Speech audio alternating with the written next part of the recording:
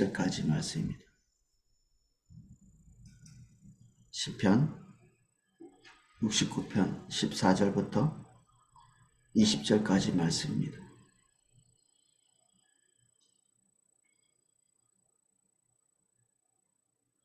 오늘 시간이 좀 많지 않아서 전 내용을 읽지 않고 읽으면서 내용을 살펴보겠습니다. 14절입니다. 나를 수렁에서 건지사 빠지지 말게 하시고 나를 미워하는 자에게서와 깊은 물에서 건지소서. 큰 물이 나를 휩쓸거나 깊음이 나를 삼키지 못하게 하시며 웅덩이가 내 위에 덮쳐 그것대로 입을 닫지 못하게 하소서.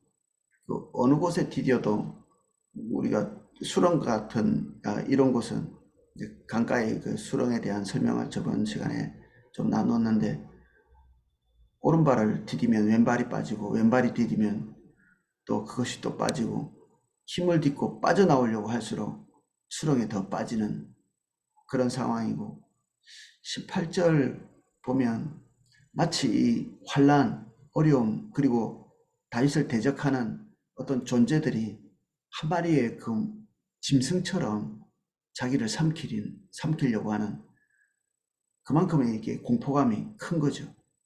하나님 바라보고 있지만 상황은 상황대로 그대로 만만치 않아서 그가 이 수평적인 세계에 육신을 두고 있는 한 그런 것에 대해서 완전히 자유롭기를 어렵겠죠.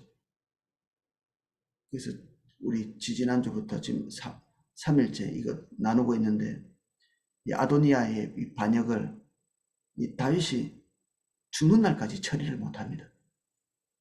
압살롬 같은 경우에는 압살롬이 죽고 압살롬과 함께했던 아도니아도 죽고 그를 따랐던 모든 사람들이 다 이렇게 평정이 되고, 그래서 이게 정리가 됐다 이런 표현을 우리가 쓸 수가 있는데, 이 뒤에 이은 이 아도니아의 반역은 다윗이 죽는 날까지 채 이렇게 깨끗하게 정리가 되지 않거든요. 아도니아도 그대로 살아있고, 그리고 아도니아 편에 들었던 요압도 살아있고, 요압에 대해서는 특별히 힘이 없어서 어떻게 하지 못한다는 표현, 내가 지금 힘이 미약해서 저를 어떻게 할 수 없다. 요압은 자기 기분 내키는 대로 하는 사람이거든요. 기분 내킬 때는 다윗의 충복처럼 이렇게 했다가도 기분에 내키지 않으면 다윗이 명령해도 제멋대로 사람을 죽이기도 하고 그런 종류의 사람이었죠.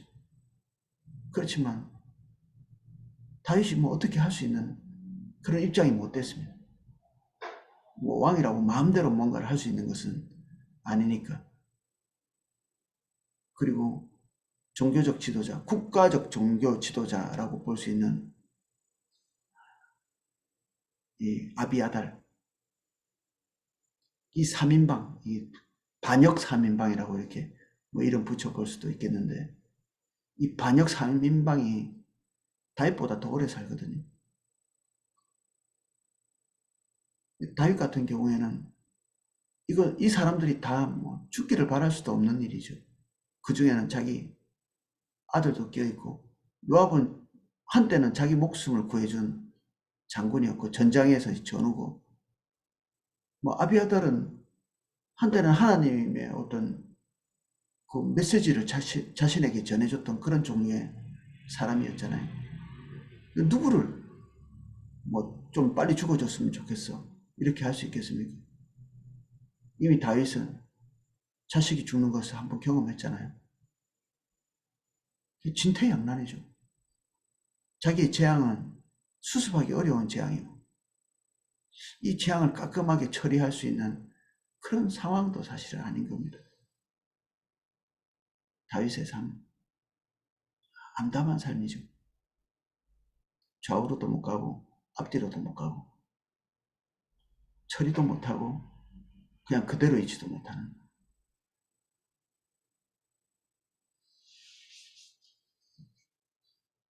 여호와여, 주의 인자하심이 선하시오니 내게 응답하시며 주의 많은 긍휼을 따라 내게 돌이키소서. 하나님께 구하는 것, 이게 다윗이 자기 처지를 하나님께 탄원하는 것, 자기 본인의 삶의 이 매듭을 풀어주실 것, 이 유일한 대상이 하나님이신. 그래서 여호와 이런 그 호칭이 뭐 전능하신 하나님이여 뭐 이렇게도 할 수 있지만, 지금 자기의 사정을 가장 잘 알 수 있는 개인적인 관계, 이 유대를 통해서 맺어진 관계에서만 여호와라는 호칭을 쓸 수 있거든요. 그렇지 않나요?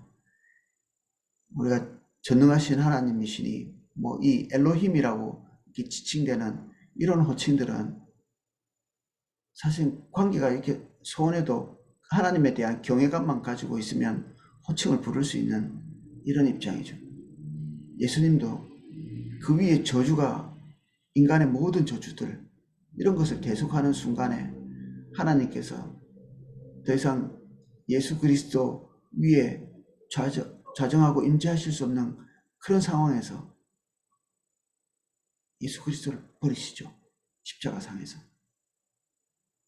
그래서 그 위에서 예수님께서 항상 아버지라고 불렀던 그런 호칭이 달라지죠.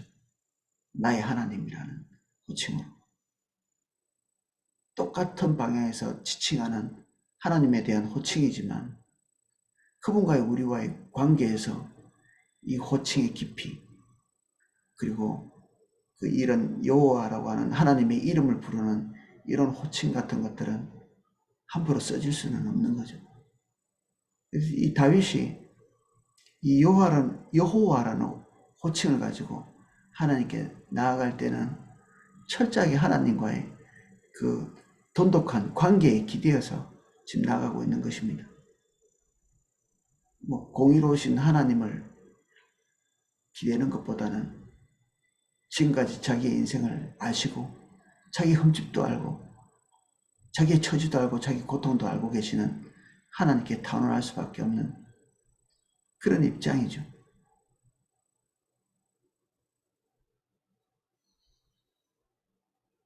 그래서 우리와 관계를 가지신 하나님은 우리의 흠집과 지금 내가 왜 이 지경에 와 있는지도 알고 계시죠. 하나님이. 그리고 이 지경에 있는 자기 자신의 고통에 대해서도 아시는 하나님이십니다.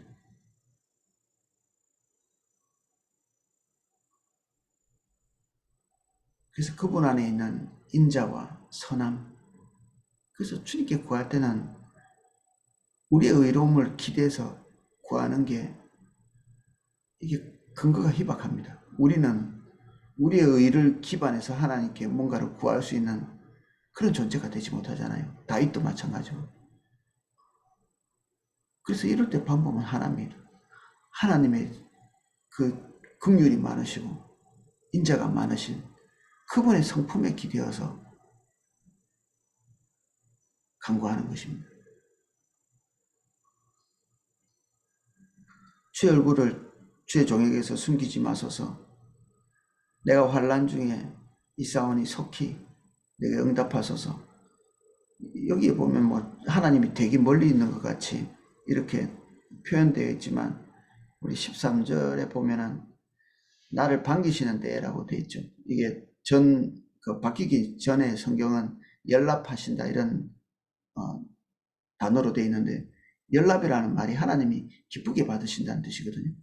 우리의 예물을 기쁘게 받으시든지 그때도 연락이라는 단어를 쓰고, 그리고 우리 자신을 하나님께서 기쁘게 받으실 때도 연락이라는 단어를 쓰죠. 그러니까 다윗이 자기의 지금 흠집을 통해 가지고 발생된 이런 산적한 많은 문제들이 있지만 하나님과의 개인적인 관계는 계속 닫히지 않고 열려 있는 상태죠. 주님께 나아가는 길이 막혀 있지는 않다는 얘기입니다.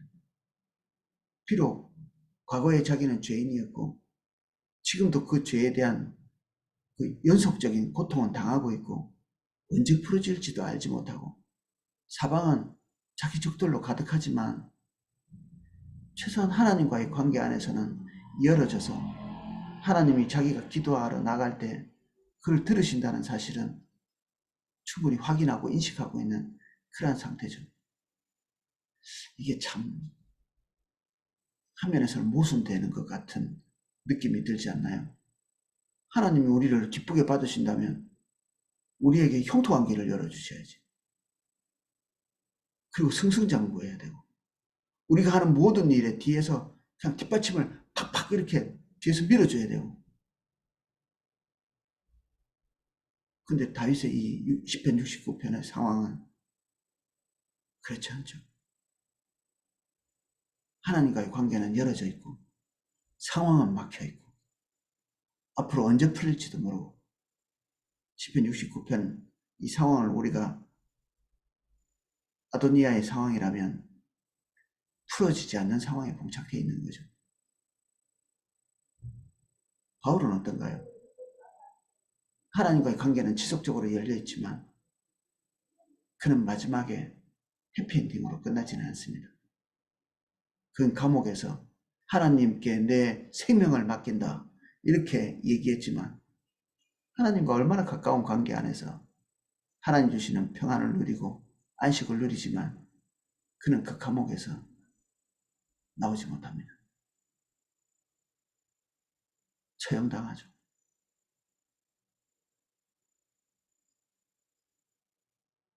어떨 때는 감옥에서 기사회생하고 기적을 경험하고 그렇게 했지만 그의 종말 앞에서 어느 때보다도 하나님과 깊이 있는 관계를 맺었을 그의 마지막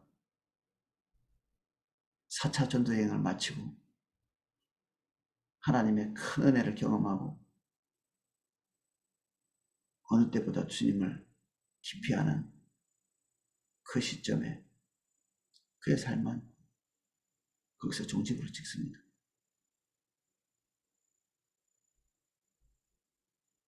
그래서 그리스도인의 삶은 해피엔딩이 아닙니다. 이 땅에서 늘 말씀드리지만 우리의 마지막이 해피한가 글로리어스한가, 우리가 어느 것을 쫓고 있는가. 해피한 걸 쫓는다면 우리는 엉뚱한 데 가 있고 주님과 행복 두 개를 다 놓치는, 거기에 도달할 수밖에 없습니다. 왜 하나님의 영광스러운 것을 쫓는다면 우리는 행복을 이룰지는 모르지만 그 영광 안에서 주님은 붙들 수 있습니다. 우리 믿음의 사람들은 영광을 붙들었죠. 우리도 그래야 하고.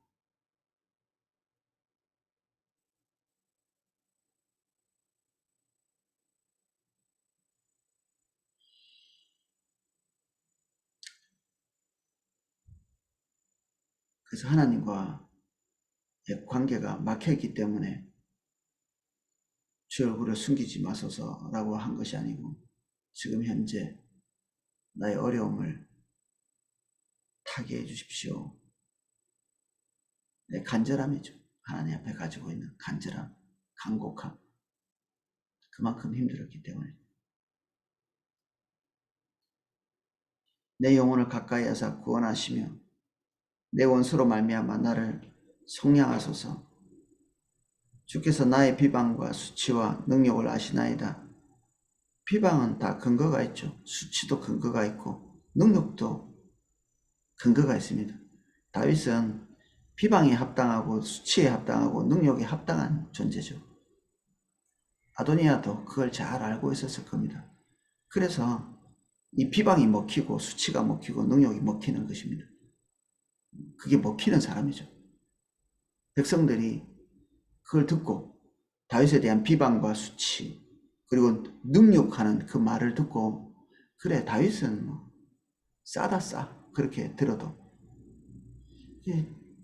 저도 제 삶을 보면 누군가가 비방하고 그리고 나를 수치를 주고 그리고 능욕을 주는 말을 종종 듣는데 제가 저를 이렇게 보면 싸다 싸 이런 생각이 듭니다. 그 뭐 틀린 말이 딱히 아닌. 여러분들은 어떠신가요? 누군가 여러분들의 비방 그리고 수치를 주고 능욕을 줄 때 전혀 여러분들은 거기에 합당한 분이 아니신가요? 합당한 게 아닌데 여러분에게 이런 것들이 도달했을까요? 그렇게 말하기가 좀 어렵죠. 요셉이 노예살이하고 억울할 때가 있었죠.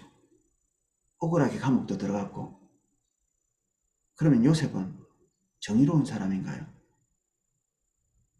예, 나름대로 하나님 앞에서 이렇게 뭐 깨끗하게 살라고 애는 썼습니다. 근데 요셉의 형들도 그런 얘기를 할까요?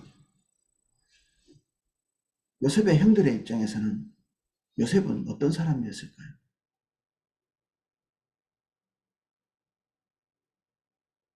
우리 팀 안에, 우리 한 공동체 안에 요셉 같은 행동을 하는 사람, 그 사람들의 그 흠집을 탁 집어내가지고 리더에게 꼬지르는 그런 사람이 있을 때 우리는 그 사람에 대한 감정을 좋게 가져갈 수 있을까요? 어떻게든 리더의 입맛에만 맞는 그런 종류의 사람도 있거든요. 다른 사람과는 전혀 유니티가 없는.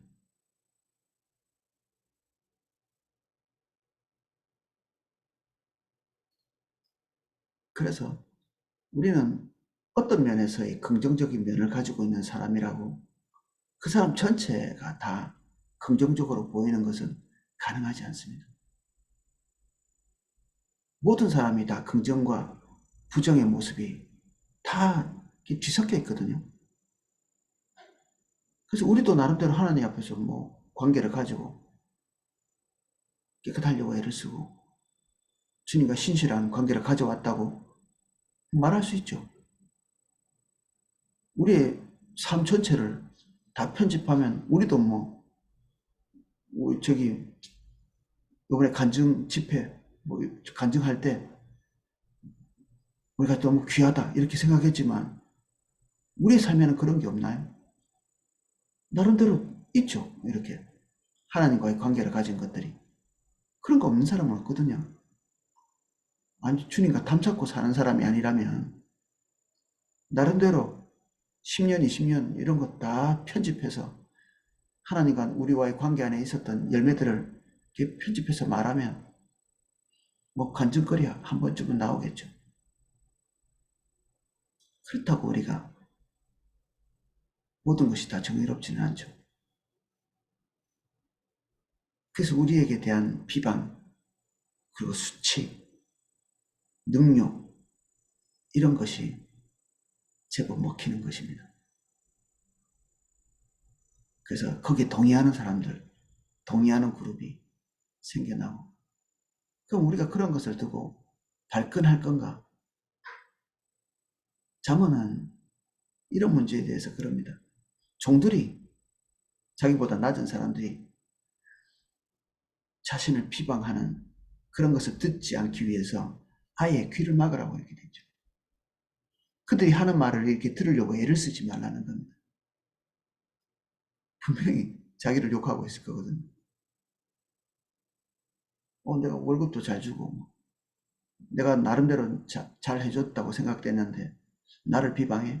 그런 식으로 얘기할 게 아닌 거죠. 우리는 우리 나름대로 최선을 다했지만 그들 입장에서 나는 또 한면에서는 악인이고 부도덕한 사람이고 무자비한 사람이 되는 거죠. 우리가 다윗에게 배울 거는 그의 완전성이 아니라 하나님과의 관계성입니다. 하나님과의 관계성.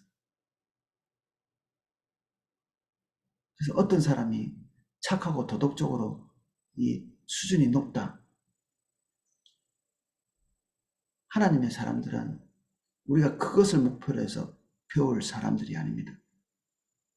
성경에 나와 있는 하나님과 동행했던 사람들에게서 우리가 주목해서 봐야 될 것은 그가 하나님과 어떤 관계를 맺었는가.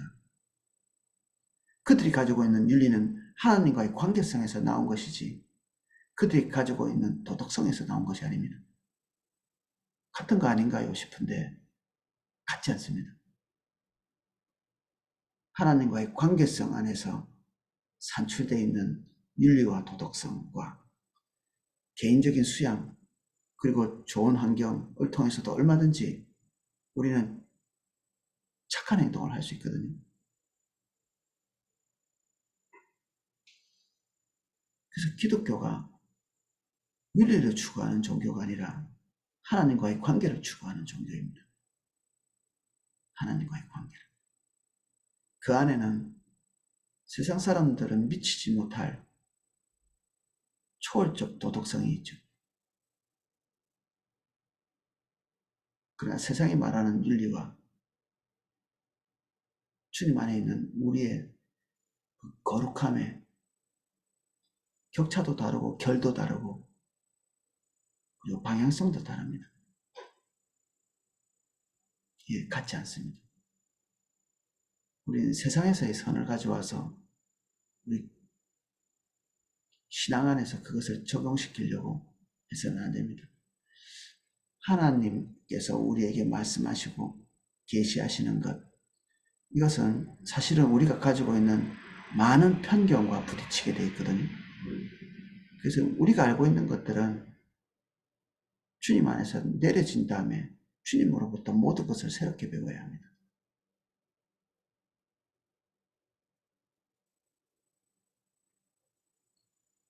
비방이 나의 마음을 상하게 하여 근심이 충만하니 불쌍히 여길 자를 바라나옵고 긍휼히 여길 자를 바라나 찾지 못하였나이다. 뭐 누가 우리 편을 들겠습니까?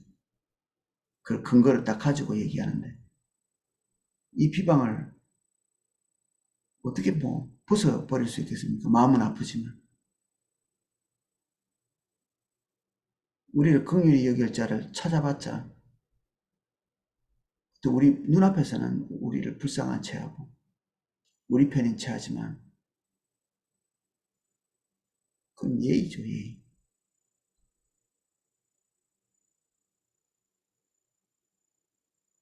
그래서 세상 사람들 중에서는 그 강사가 그럽니다. 자기가 어려울 때 얘기하지 말라고 다른 사람에게. 꿋꿋하게 버티라는 하나님 모르는 사람이니까 그런 강의를 하겠죠. 왜냐하면 다른 사람 대부분 우리의 어려움을 듣고 대부분의 사람들은 관심 없는 거죠. 그리고 소수의 사람들은 좋아한답니다. 우리 어려움에 공감할 만한 여력이 없는 거죠. 다른 사람들은 나빠서 그렇다기보다는 결국 우리의 마음을 열어두고 우리의 마음을 탄원할 수 있는 유일한 대상은 주님뿐이십니다. 그래서 자기 편 만들기 이런 것들은 다 부질없는 일이고 그런 것에서 위안을 받을 방법을 이렇게 선택하는 것은 하나님의 사람의 길은 아닙니다. 해결이 되든 안 되든 다윗은 하나님 앞에 있는 모습이 우리에게 보여줍니다.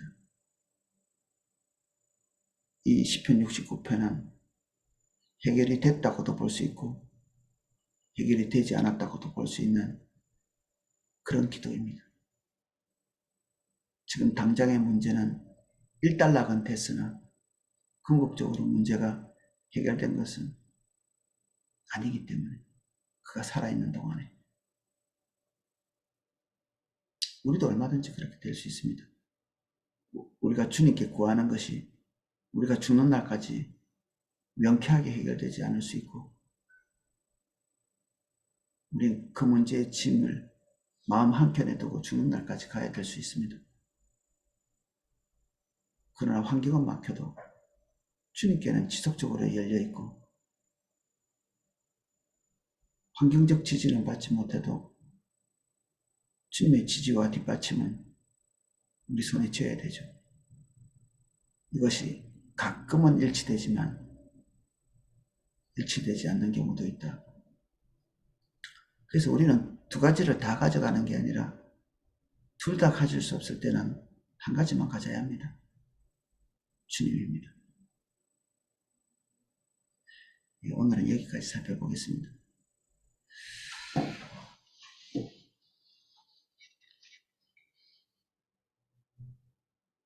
우리가 주님을 찾는 것이 문제 해결을 위해서 찾는 자이기를 원치 않습니다. 주님께 나올 때는 문제 해결을 단념하고 주님의 뜻을 구하는 자세로 나가게 해주십시오.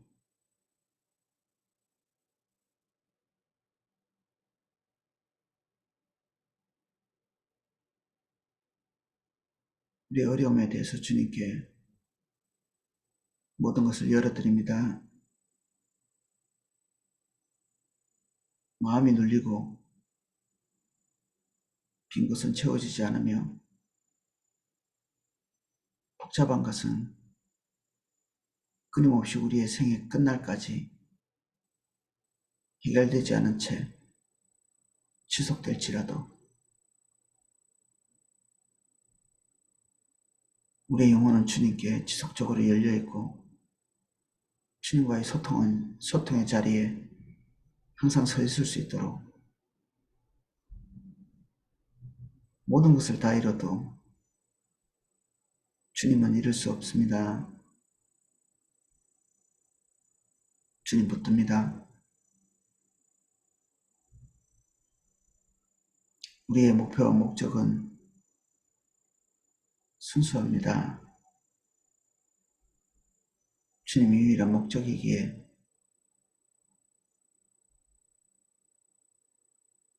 주님이 계시면 족합니다. 저희도 오늘도 다시 주님 앞에 모든 것들을 정돈합니다. 다시 처음같이 출발합니다. 은혜를 베풀어 주십시오. 예수님 이름으로 기도합니다. 아멘. 제가 기도하실 수 있도록 음악을 방송해 드리는데 오늘 일정 때문에 음악을 길게 방송할 수는 없을 것 같습니다. 10분, 20분 정도 음악을 방송해 드리겠습니다.